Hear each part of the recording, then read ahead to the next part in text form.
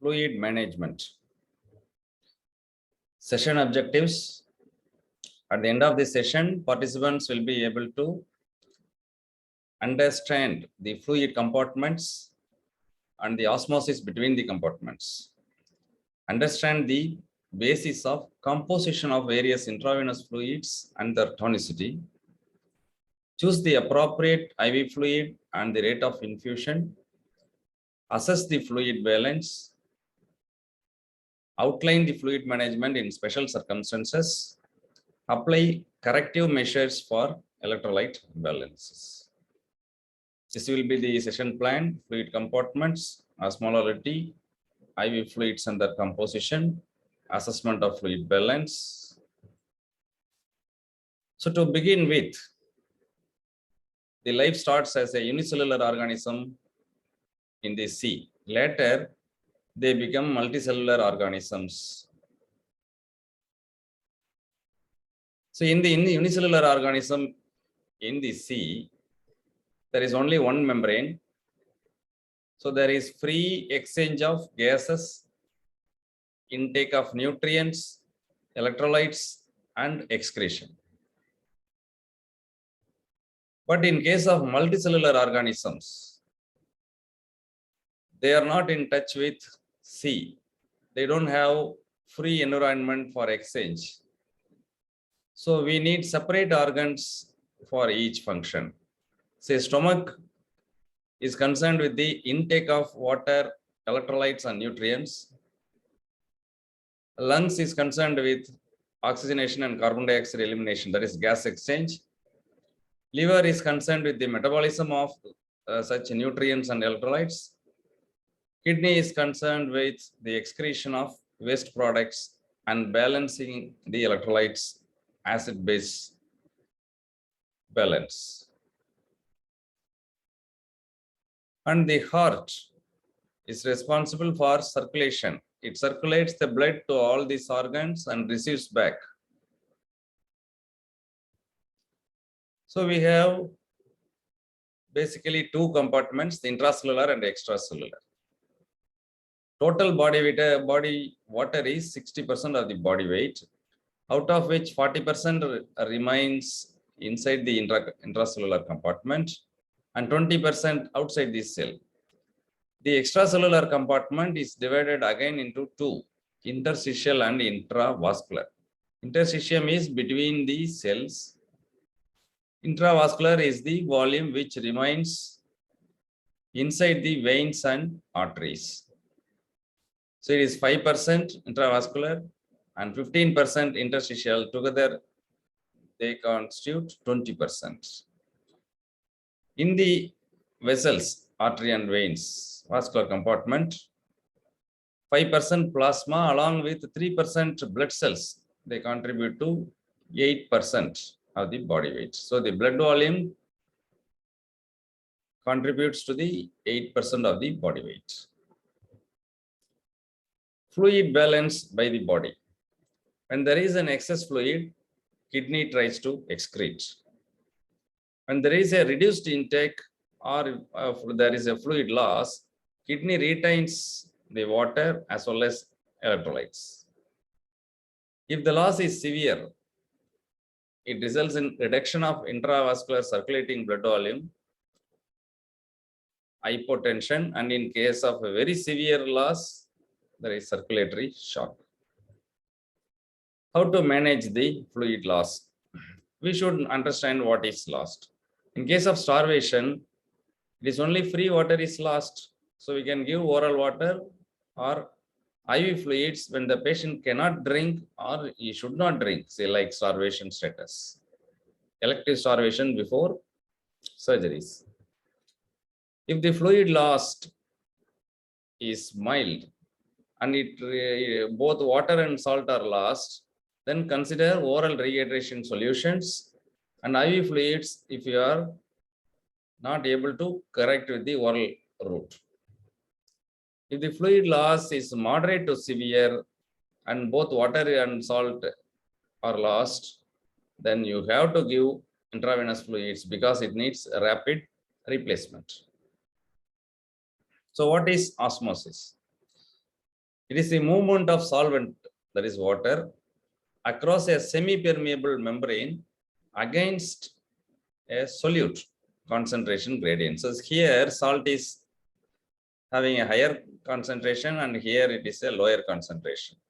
So the water moves across or against the concentration gradient. In other words, it tries to equilibrate on both sides. Now both concentrations are almost equal. So that's how the water attempts an equilibrium. In other words, you can say that the solute or the sodium draws the water or can move the water towards it. Or you can say that it carries the water wherever sodium moves.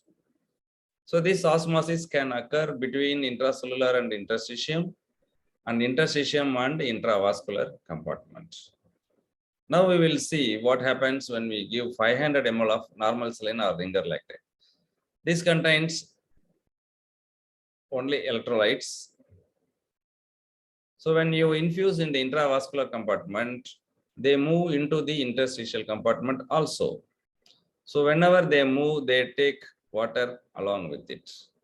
So when you give 500 ml, 1/3, that is 150 ml remains in the intravascular compartment and 2/3 moves to the interstitium so that it gets equally distributed.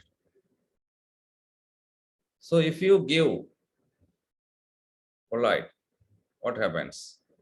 Colloids are nothing but high molecular weight substances that remain in the intravascular compartment. They do not infuse into the interstitium. So they remain only in the intravascular compartment. So when you give 500 ml, the same 500 ml will be retained in the intravascular compartment.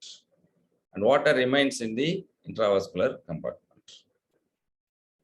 If you give 5% dextrose, 500 ml, what happens? When the dextrose diffuses into the cells, it becomes free water. So this free water, because of osmosis, it moves against the solute concentration gradient. So it moves into the interstitium and from the interstitium into the intracellular compartment. So when you give 500 ml, it gets distributed to all these three compartments. So you get only 40 to 50 ml in the intravascular compartment. So normal saline and ringer lactate, if you give 500 ml, only 150 ml remains in the intravascular space. So if you want to replace the intravascular volume, you have to give in the ratio of 3:1. It is not useful for correcting intracellular dehydration because water will not move into the cells. Colloid. So if you give 500 ml, it is going to remain in the intravascular compartment. It is useful for replacing intravascular volume, but 1:1 volume is enough. It is not useful for intracellular and interstitial dehydration. If you take 5% dextrose, when you give 500 ml, it gets distributed to all the three compartments and only 40 to 50 ml remains in the intravascular compartment. So it is useful for intracellular dehydration because only this IV fluid reaches the intracellular compartment. So it can correct the intracellular dehydration. But it should not be used in replacement of intravascular and interstitial because only 50 ml remains in the vascular compartment and out of 500 ml you have infused. The osmosis can also occur in various other places. For example, in diabetic patient, the excess glucose filtered in urine draws the water by osmotic effect. So that is why it results in polyuria in diabetes mellitus patients.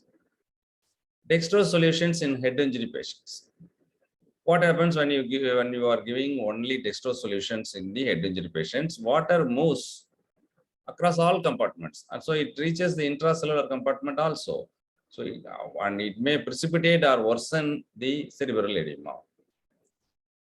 What about mannitol? Mannitol has three effects because it draws water from the tissues, especially cerebral edema. During cerebral edema, it has an anti-edema effect. It carries water when excreted in urine. So it has a diuretic effect. It can be used as a diuretic. But the thing is, similarly, it expands the intravascular volume by drawing water into the intravascular compartment. It may not be tolerated by diseased heart. Then what is tonicity? This osmosis can also occur between the IV fluid infused, and the RBCs. If the solute concentration in the infused IV fluid is equal to plasma, then there is no change in RBCs and there is no harm. But if you are going to give a hypotonic solution, so the water from IV fluid will move into the RBC and RBCs will swell and undergo hemolysis.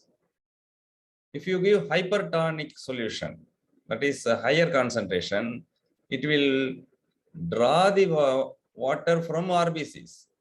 So the RBCs will shrink and undergo clumping. So ideally, we should give a isotonic fluid. What do you mean by isotonic?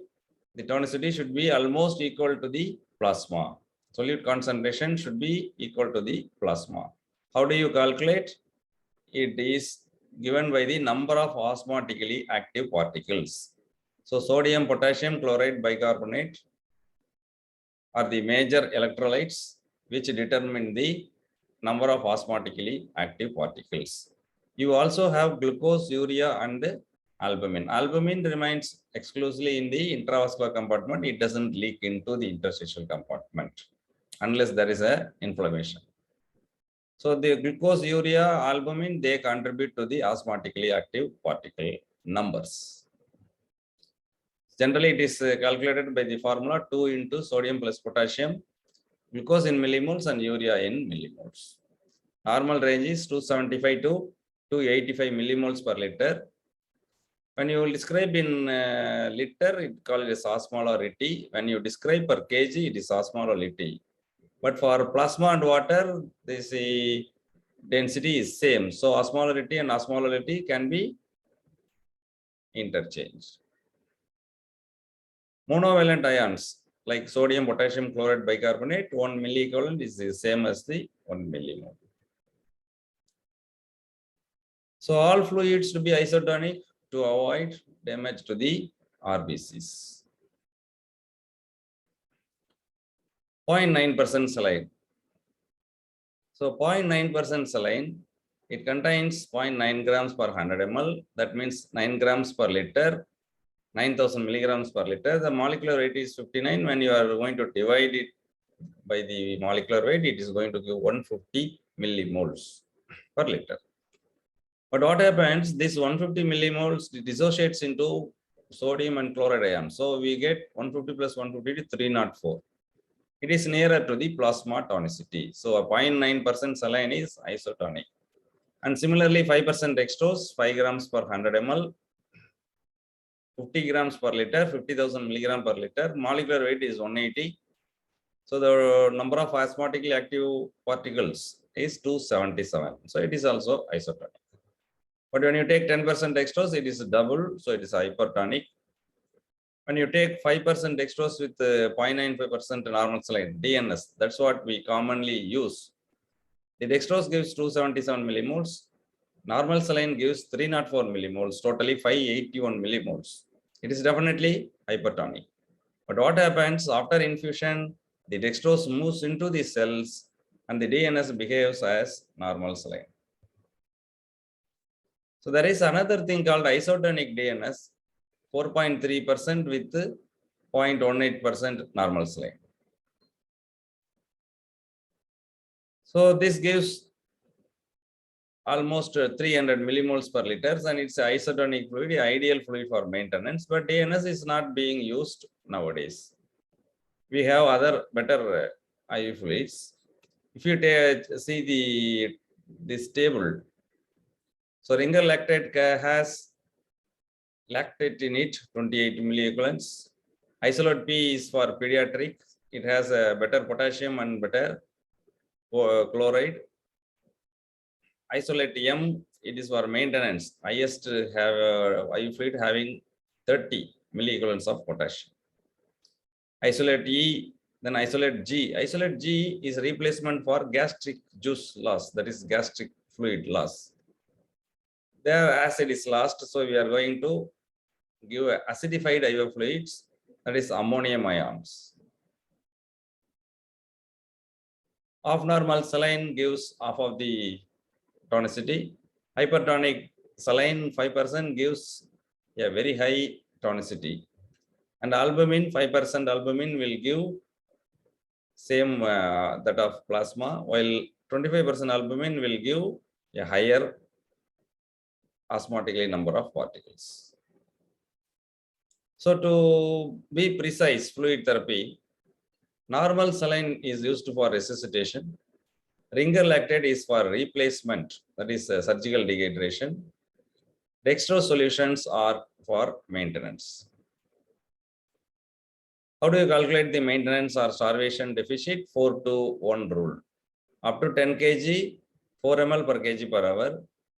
10 to 20 kg, 22 ml per kg per hour. Above 20 kg, only 1 ml per kg per hour. If you want to convert this into per day calculation, you can multiply it by 25 approximately. So we get 150-20 rule, 4-to-1 or 150-20. So what is the daily requirement? Almost 100 milliequivalents of sodium, 70 milliequivalents of potassium, 35 to 40 ml per kg of water.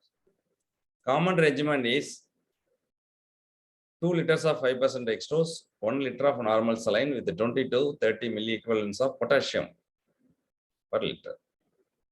But think of the energy, it is giving only 400 kilocalories. That is 500 ml 5% dextrose will give only 100 kilocalories.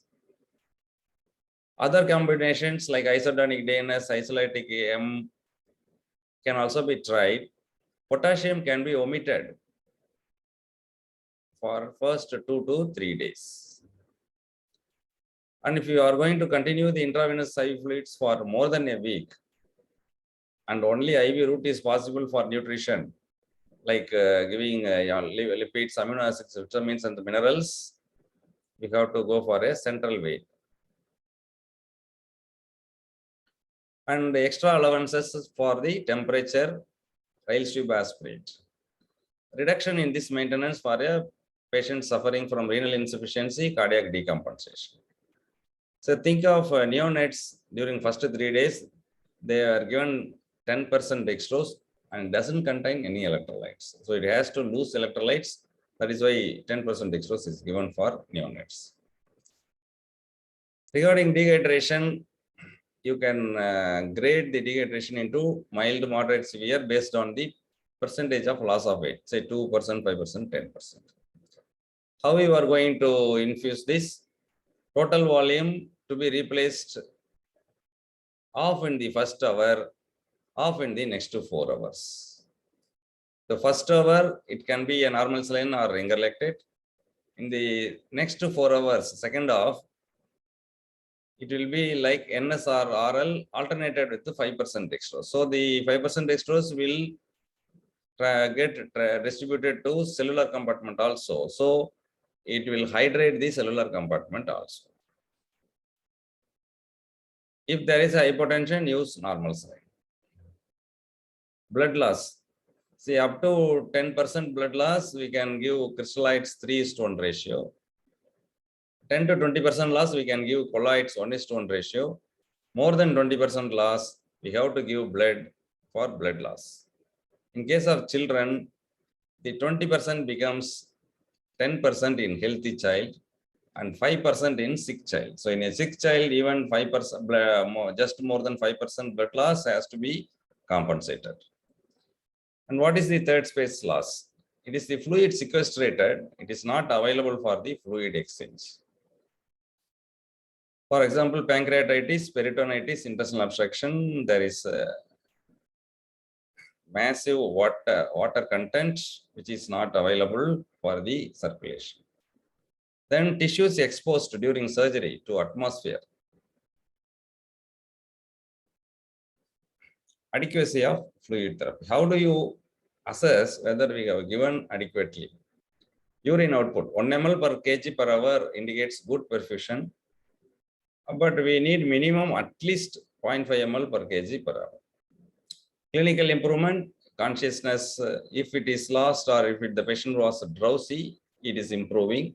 Higher functions are getting better.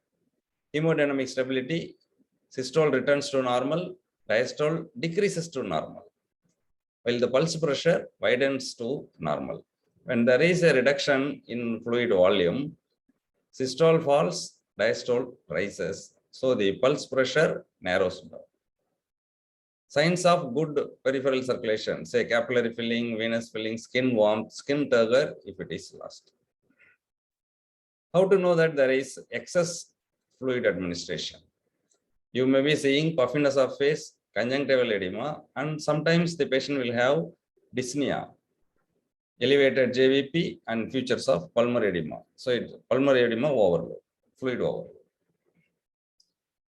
Infusing large volumes of crystalloids alone may reduce the plasma oncotic pressure. Infusing only normal saline without alternating with ringer lactate, it is going to give only sodium and chloride. Thereby, chloride is going to replace the bicarbonate. You get acidosis. What type of acidosis? Hyperchloremic metabolic acidosis. So, going to special situations, intraoperative fluid management. We have 4 components. Pre-op starvation, as we have calculated, 4-to-1 rule. Half of the calculated amount will be given in first hour, 1/4 in the second hour, and the remaining 1/4 in the third hour. Then maintenance for that hour. If the surgery is going to last for 2 hours, then you have to add that maintenance IV fluids for the fluid management. Then blood loss. You have to calculate the blood loss based on pads, swabs in the field, clots, and suction. And we have to add that volume to the intravenous fluid therapy. And if you are going to use crystalloids, you have to give in the ratio of 3:1. If 200 ml blood is lost, you have to give 600 ml. Then about evaporative loss. Minor surgeries 2 to 4 ml per kg per hour, moderate 4 to 6 ml per kg per hour. In case of major surgeries like laparotomy, aneurysmal rupture, like that, then the loss will be very high. So you have to use 6 to 12 ml per kg per hour, especially laparotomies and vascular surgeries. Post-operatively, we have to maintain for the hourly requirement whether to give saline, whether to give potassium. So some suggest that there will be sodium retention. So you just give dextrose solutions and minimize the electrolyte solutions. Say 2 liters of dextrose solution and 1 liter of normal saline. Whether to add potassium or not, there is also a controversy, but potassium can be added 20 to 30 milliequivalents per liter. What is the role of ADH? If ADH is performing well, then we will have a dilution in the plasma. And we should also give allowance for the rail tube aspiration, temperature, and sweating. And you continue the monitoring for blood loss like drainage site and oozing from the surgical site. Coming to metabolic acidosis. Acidosis is nothing but accumulation of hydrogen ions. This hydrogen ion can be from a volatile acid or a non-volatile acid. What do you mean by volatile acid? It is nothing but carbonic acid. That is, carbon dioxide combines with water to form the carbonic acid, which can be exhaled or expired through lungs. So it is called volatile acid. So on the left side is accumulation of hydrochloric acid, and the right side is some other acid. When the hydrochloric acid accumulates, it replaces the potassium, but chloride level goes on increasing. So there is a balance between anion and cation. If there is a gross disagreement between the anions and cations, we call it as widened anion gap. So where we will get normal anion gap and where we will get widened anion gap. If there is a bicarbonate loss, so the chloride reabsorption will be compensatory. So our total remains same and the anion gap also remains same. For example, proximal and distal renal tubular acidosis, erythrosigmoid ostomies, diarrhea, Addison's disease. In these situations, bicarbonate is preferentially lost, but chloride is retained. So anion gap will be normal. That is the case with the hydrochloric acid. If any other acid has been added, say acetyl salicylic acid, what will happen? It will supply H plus ions which will neutralize the bicarbonate, so thereby causing widened anion gap. So where the widened anion gap occurs, lactic acidosis, ketoacidosis, renal failure, aspirin poisoning, methanol poisoning. In case of lactic acidosis, there is hypoperfusion, hypoxia, shock. Sometimes in liver failure also we get lactic acidosis, different type of lactic acidosis, and fenformin usage. Now we are not using fenformin, but it has produced lactic acidosis. Ketoacidosis, it can be a diabetic ketoacidosis or alcoholic or a starvation ketoacidosis. In the case of renal failure, phosphoric acid and sulfuric acid accumulate and give H plus ions. Aspirin poison, acetyl salicylic acid. Methanol poison also gives H plus ions. Then what is metabolic alkalosis? Metabolic alkalosis can be described as like this: excess bicarbonate or loss of hydrochloric acid. There is loss of H plus ions. So for example, in metabolic acidosis, due to gastric juice loss, there will be potassium depletion. Potassium is also lost in the vomiting. When you give normal saline, it restores the volume and also tries to correct the disturbance. If you want, you can give isolate G, which contains ammonium ions, which can be used to neutralize the alkalosis. When you give saline and the alkalosis improves, you call it as saline responsive metabolic alkalosis. And there is another group of clinical conditions where saline is not going to correct metabolic alkalosis. Those are all endocrine disorders and they need different treatment. So acid-base disturbance and potassium. Hydrogen and potassium compete for the sodium counterpart across most of the cell membranes, including renal tubules. So when the sodium is exchanged, hydrogen and potassium ions move out, including in the renal tubules. So in case of metabolic acidosis, that is a hyperkalemia, but it is a relative hyperkalemia. So in case of metabolic acidosis, more hydrogen ions are there. So hydrogen ions are preferably exchanged or counterported with the sodium, and potassium remains excess. So it results in hyperkalemia. Because excess hydrogen ions are secreted in the urine will be acidic. So acidosis results in acidic urine. But see here, there is metabolic alkalosis. What happens? H plus ions are low. So when sodium is exchanged, there is no other go. You have to lose potassium ions. So there is hypokalemia. Whenever there is metabolic alkalosis, you get hypokalemia.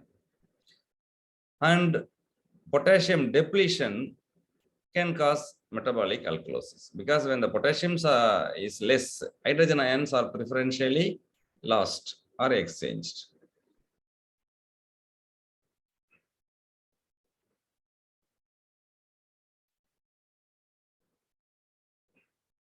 So because of reduction in number of potassium available, hydrogen ions are counterported. So in the serum, there is alkalosis as well as potassium depletion. And this is a similar situation, metabolic alkalosis. But here, the potassium is also lost along with the acid, that is gastric juice. So when potassium is low, then it results in metabolic alkalosis, vicious cycle. So saline responsive, saline non-responsive, and saline infusion. So here there are three conditions with metabolic acidosis and hyperkalemia. Lactic acidosis, it is due to hypoperfusion, hypoxia and shock. So just correcting the pathology and IV fluids may change the scenario. You can also give ringer lactate. And coming to diabetic ketoacidosis, there we have to give potassium because the insulin pushes the potassium into the cells. So on periodical serum electrolyte estimation is needed. Then coming to renal failure, you have to restrict the potassium, but because kidney is not able to handle the potassium ions, so there is little difficulty. So you should give potassium restriction in case of renal failure. Even you should not allow oral route, tomato, coconut water, banana, they contain some potassium, so you should restrict the potassium. Coming to renal failure, so there is a glomerulus, it filters, and the filtered content is carried by the proximal convoluted tubule, then loop of Henle, then distal tubule. We have two categories, renal failure, it's a pre-renal and renal. So there is a reduction in satisfactory urine output, oliguria. Whether it is pre-renal or renal. Pre-renal means there is reduction in blood flow. So what we can do, if it progresses, it results in renal phase of oliguria. So the tubules undergo necrosis. We call that acute tubular necrosis, and the debris, they block the proximal convoluted tubule. That is called oliguric phase. Then what happens? The mechanical debris disappear, it comes, but now the loop of Henle is not able to concentrate the urine. It is called the polyuric phase. Then is the recovery phase. So pre-renal, oliguric phase, polyuric phase, recovery phase. In the pre-renal, you have to give IV fluids. In case of renal oliguria, renal phase of oliguria, we should restrict the IV fluids, previous day urine output, and today's minimal sensible water loss, etc. You can also give furosemide, that is Lasix, to convert the oliguric phase into polyuric phase. And finally, the recovery. All the tubules, affected parts, they recover. So before concluding any raised renal parameters as renal failure, you always give a fluid challenge. If it improves that, then it means it's a pre-renal. If it doesn't involve or improve with our IV fluids, then it will be renal. So dopamine is used in very low dose for kidney perfusion. So the Lasix converts the oliguric phase into polyuric phase. If the subject is in oliguric phase, then restrict the IV fluids. Previous day, urine output plus water for insensible loss. All these things you calculate and give only for that. And no potassium, even oral route is not allowed. And we have to give allowance for the temperature. This table describes a difference between pre-renal and renal. A very simple logical thing is, in case of pre-renal, the kidney is normal, so urine osmolality will be more, urine sodium will be less, urine by serum creatinine ratio will be more than 40, urine by serum osmolality ratio 1.2. Then the other thing is called fractional sodium excretion. You are going to compare the clearance of sodium versus clearance of creatinine. So in case creatinine clearance is normal, but urine sodium, that is sodium clearance, is less. That means creatinine excretion is normal and urine is able to be retained. Both clearances are stable. But when there is a disproportionate clearance for sodium is filtered, but creatinine is not filtered, then you have to give importance to that. Then if the ratio is more than 1, that means sodium clearance is better when compared with the creatinine clearance. So renal failure is getting established. Other situations, in a diseased heart, there is a risk of pulmonary edema, intolerance to both water and sodium load. So we should be very careful in giving IV fluids to a diseased heart patients. Hepatic insufficiency, the thing is, lactate cannot be converted into bicarbonate because of liver. You can give dextrose solutions for energy and water. Hypokalemia can be there. It is due to activation of secondary hyperaldosteronism axis. And there can be a hypokalemia. It can be due to secondary hyperaldosteronism or diuretic. Diuretic caused a reduction. And it can also result in acid-base disturbance. What is ADH? ADH is antidiuretic hormone, which causes water reabsorption in collecting ducts. So the insufficiency of ADH will bring back the normal situation. What happens? Water is reabsorbed in collecting ducts. So if there is an insufficiency, water will be lost in the collecting tubule. You get polyuria. What happens to the sodium?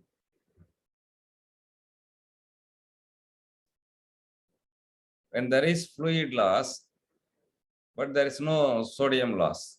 So sodium gets accumulated in the blood, you get a hypernatremia.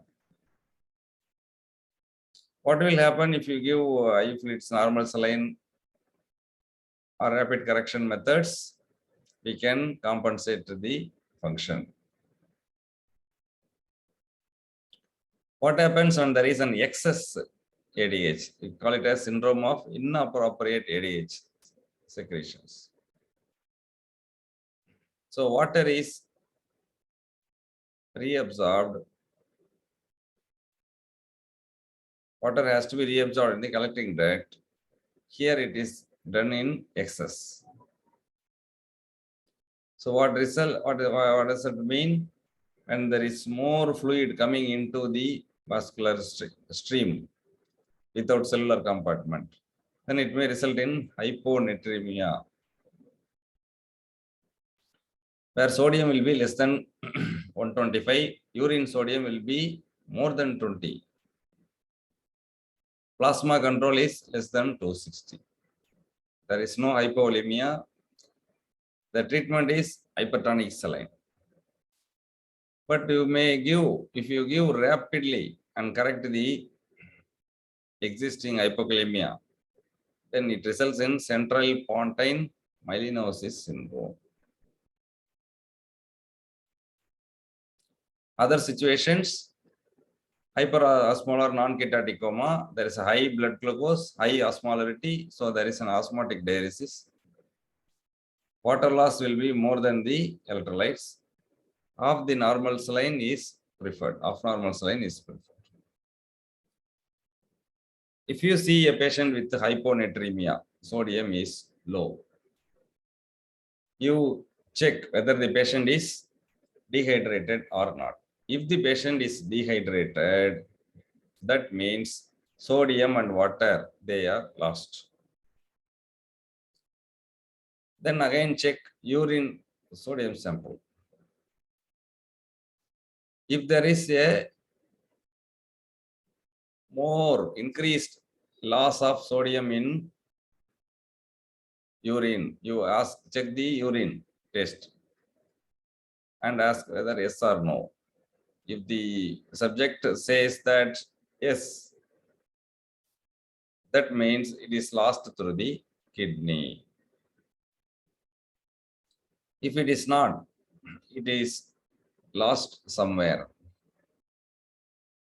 So situations where you get yes is renal failure, Addison's disease, and diuretic excess. It is somewhere else, diarrhea, vomiting, fistula, adenomas, small intestinal obstruction, trauma, heat exposure. All those things will come in this category. If the patient is not dehydrated, but still hyponatremia is there, then we come to a conclusion, he must be edematous. Whether the subject is edematous or not. If the subject is edemated, it could be cardiac failure, cirrhosis, renal failure, nephrotic syndrome, etc. If he is not edematous, that means urine osmolality is more than 500. If the urine osmolality is more than 500, that means that something is doing excess. That is syndrome of inappropriate ADH. If you say no, urine osmolality is not above 500, then it may be water overload, severe hypothyroid. So to summarize, we have 3 compartments and osmosis can occur between the compartments. And if the IV fluids what we give should have a tonicity equal that of plasma. And we have come across the various calculations for fluid administration. You should remember these 3 or 4 things in your life.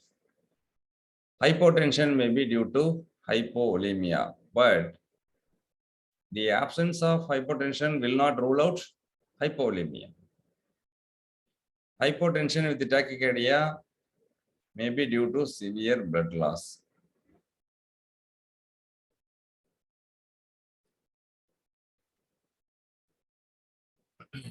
So hypotension with tachycardia will be having higher blood loss, but the normal pulse rate doesn't mean that there is no significant blood loss. All those things may be hidden or it will not be relieved. Or we can give beta blocker. If the patient is on beta blocker, you will not get a tachycardia response. So absence of tachycardia will not rule out ongoing blood loss. Warm peripheries, bounding pulse may be due to septicemia, but the absence of these signs will not rule out septicemia. Mere confusion or altered consciousness may be the only sign, especially in the elderly patients. So normal urine output signifies an adequate perfusion, but this may not be true when the patient has septicemia or diabetic ketoacidosis. These are all the references, Miller and Bailey.